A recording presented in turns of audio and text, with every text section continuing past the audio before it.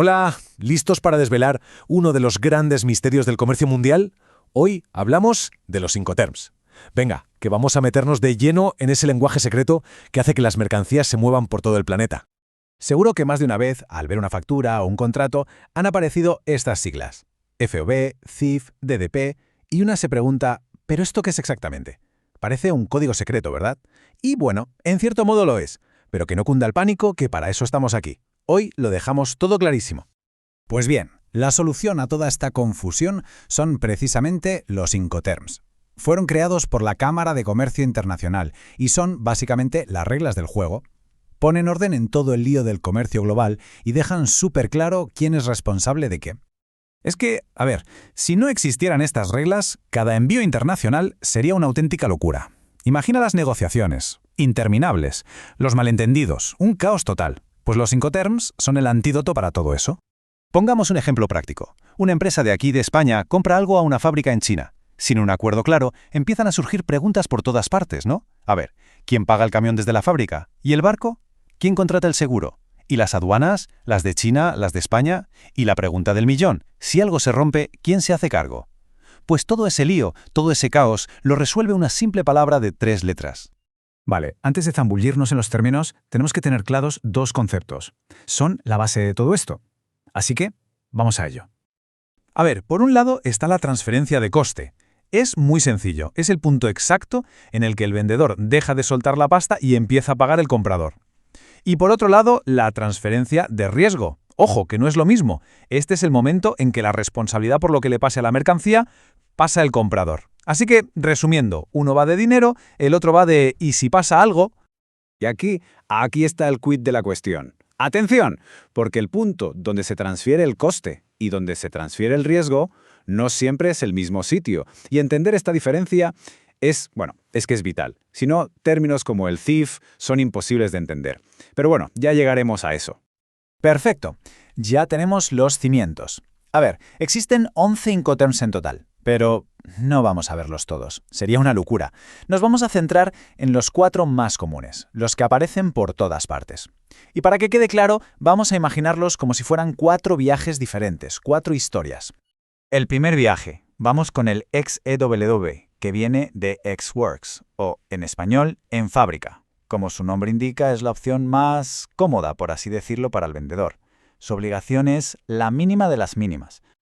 Aquí el vendedor básicamente se lava las manos. Su trabajo consiste en tener la mercancía lista y embalada en su fábrica o almacén. Y ya.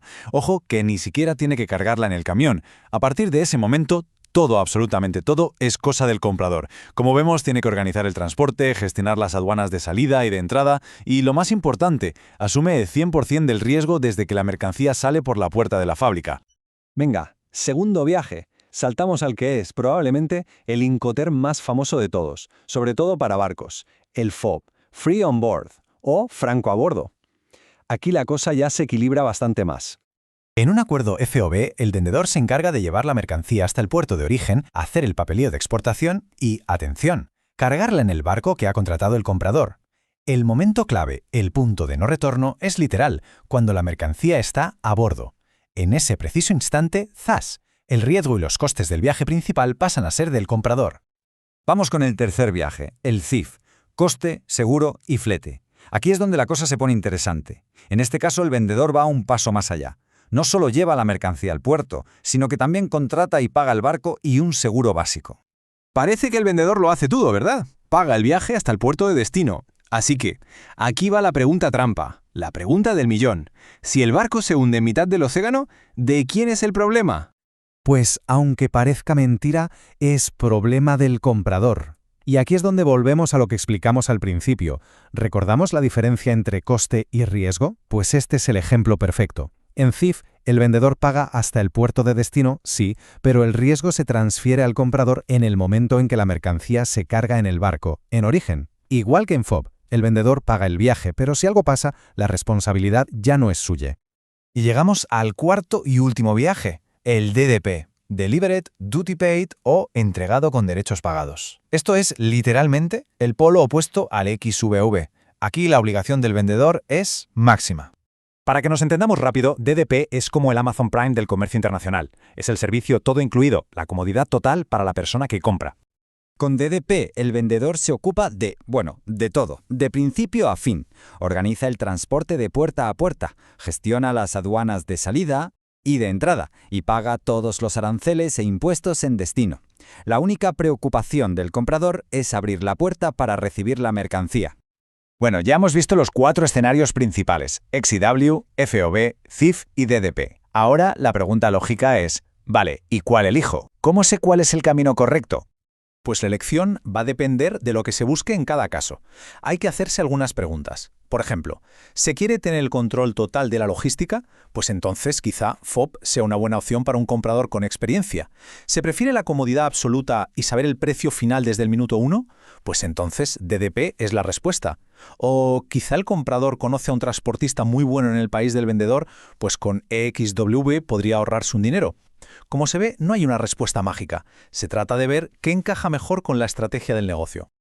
Vale, y para que todo esto quede grabado a fuego, vamos a resumirlo de una forma súper sencilla y visual.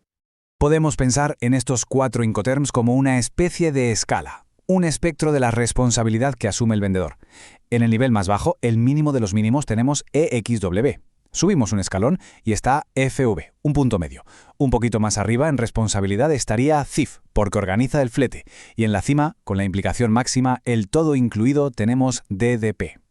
Así que la idea con la que nos tenemos que quedar es esta.